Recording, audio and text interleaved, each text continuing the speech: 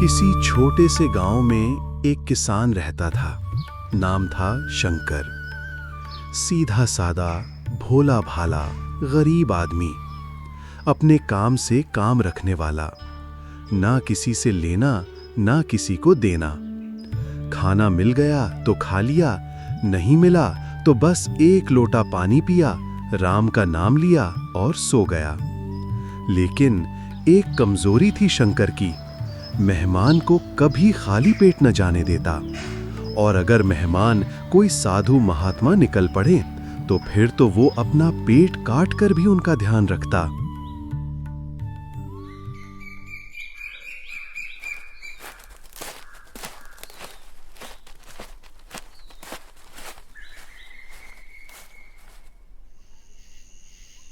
एक शाम गांव की गलियों में धूल उड़ रही थी।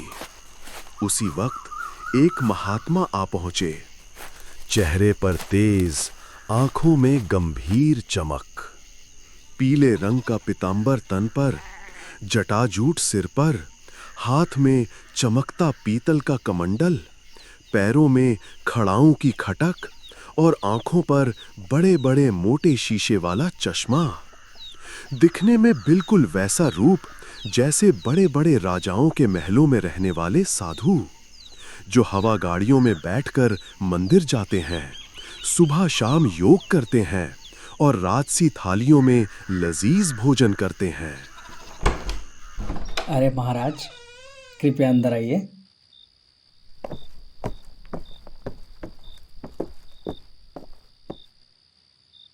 अरे, घर में तो सिर्फ जौ का आटा बचा है। महाराज जी के लिए ये ठीक नहीं होगा। कहीं से गेहूं का आटा उधार लाना पड़ेगा। शंकर ने पूरा गांव छान मारा, लेकिन कहीं भी गेहूं का आटा ना मिला। थका हारा आखिरकार वो पहुंचा गांव के पुरोहित जी के दरवाजे पर।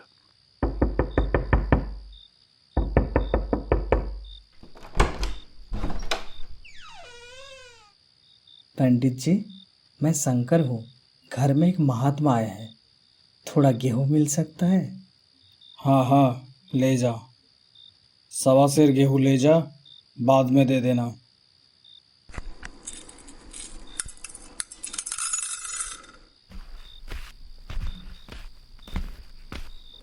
पंडित जी के घर से गेहूं लाकर शंकर ने चुपचाप अपनी पत्नी के हाथ में दिया और कहा, ए ले, गेहूं पीस दे और महात्मा जी के लिए रोटी बना। पत्नी ने जल्दी से रोटियां बनाईं। महात्मा जी ने बड़े स्वाद से रोटियां खाईं, फिर खड़ाऊं उतारकर आराम से सो गए। सुबह उठे तो शंकर को आशीर्वाद दिया और मुस्कुराते हुए गांव से आगे निकल गए। पुरोहित जी तो साल में 2 ही बार खलियानी लेते हैं। 1.25 सेर गेहूं का क्या लेना देना। बंसरी के बदले थोड़ा ज्यादा खलियानी दे दूंगा, बात बराबर। चैत्र के महीने जब पुरोहित जी आए, शंकर ने उनके हाथ में 1.5 पंसारी के लगभग गेहूं दे दिए। अपने को बड़ा ईमानदार समझकर उसने बात वहीं खत्म कर दी।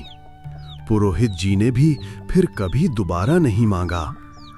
पर बेचारे शंकर को क्या खबर थी कि इस 1.25 सेर गेहूं का हिसाब चुकाने के लिए उसे फिर से जन्म लेना पड़ेगा। 7 साल गुजर गए। पुरोहित जी ब्राह्मण से महाजन बन गए और शंकर किसान से मजदूर हो गया। उसका छोटा भाई मंगल भी उससे अलग हो गया था। एक साथ रहते तो दोनों किसान थे, अलग होते ही दोनों मजदूर बन गए। एक दिन शंकर मजदूरी करके लौट रहा था, तभी रास्ते में पुरोहित जी ने उसे रोक लिया।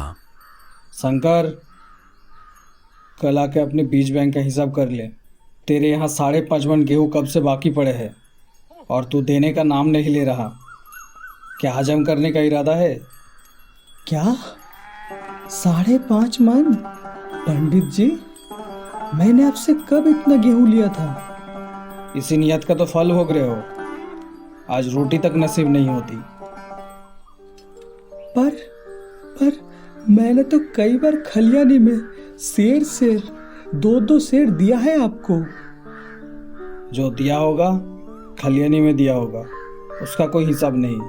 मेरे नाम में 5.5 मन लिखा हुआ है। दे दो तो नाम काट दो, वरना और बढ़ता रहेगा। पंडित जी, क्यों एक गरीब को सता रहे हो? मेरे खाने का ठिकाना नहीं। इतना गेहूं कहाँ से लाऊं? जहां से चाहे ला, मैं एक दाने का भी हिसाब छोड़ने वाला नहीं। यहाँ नहीं दोगे तो ऊपर वाले के घर तो देना ही पड़ेगा।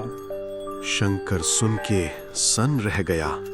वो 1.25 सेर अब 5.5 मन बन गया था और अब उसका हिसाब लिखित कर्ज के रूप में 100 से ज्यादा रुपयों तक पहुंच चुका था।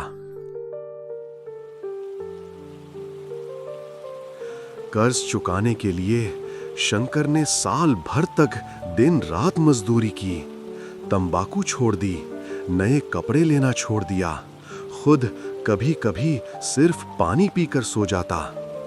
आखिर 1 साल बाद 60 रुपए जमा किए। वो 60 रुपए पुरोहित जी के पास ले गया।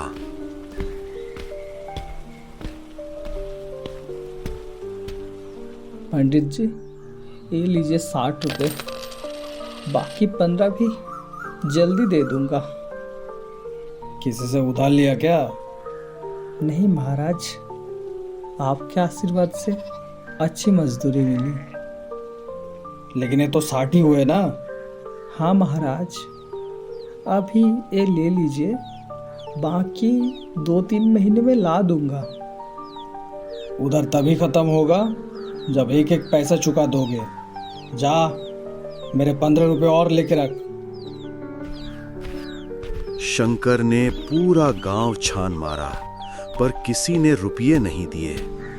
पंडित जी के शिकार को छेड़ने की किसी में हिम्मत नहीं थी। कुदरत का एक कायदा है, अमल के बाद रद्दे अमल जरूर होता है। शंकर साल भर तपस्या करता रहा। पसीने की हर बूंद में एक सपना था, कर्ज चुकाने का। लेकिन जब साल के आखिरी दिनों में हिसाब खोला, सिर्फ 60 रुपए। अगर इतनी मेहनत करके भी 60 से ज्यादा नहीं जमा हुआ, तो अब कौन सा जादू करूं जो 2 गुना हो जाए?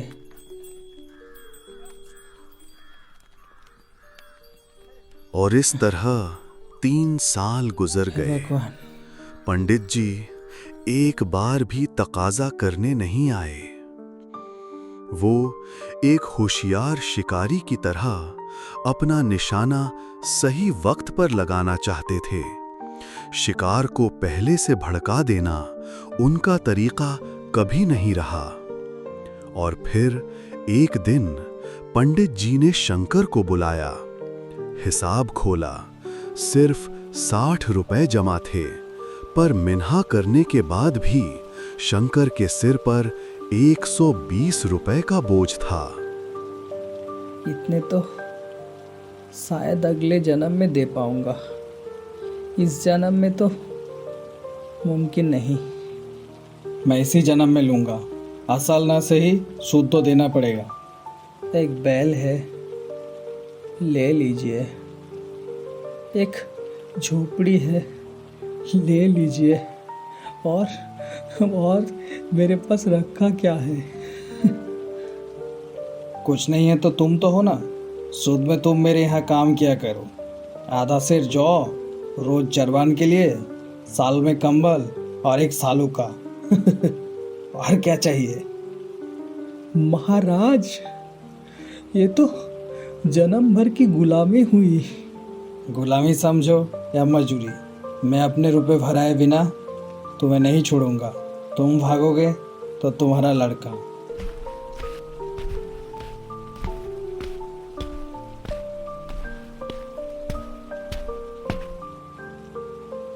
उस फैसले की कहीं अपील न थी। मजदूर की जमानत कौन करता, पनाह कहां, भाग भी जाता तो जाता कहां। दूसरे ही दिन शंकर ने पंडित जी के यहां काम शुरू किया। 1.25 सेर गेहूं के बदले उम्र भर की गुलामी की बेड़ियां पैरों में पड़ गईं। औरत वो काम करने लगी जो उसने कभी नहीं किए थे। बच्चे दाने दाने को तरसते, लेकिन शंकर बस चुप देखता रहा। वो गेहूं के दाने किसी श्राप की तरह उसके सिर से कभी न उतरे। हे भगवान, मुझे शांति दीजिए, और चला नहीं जा रहा। हाँ, और नहीं हो रहा मुझसे। शंकर ने पंडित जी के यहां 20 साल तक गुलामी की। 120 रुपए अब भी उसके सिर पर सवार थे। जब शंकर की मौत हुई तो पंडित जी ने उसके जवान बेटे की गर्दन पकड़ ली। आज तक वो पंडित जी के यहां काम करता है। उसका उधार कब अदा होगा भी या नहीं, ईश्वर ही जाने।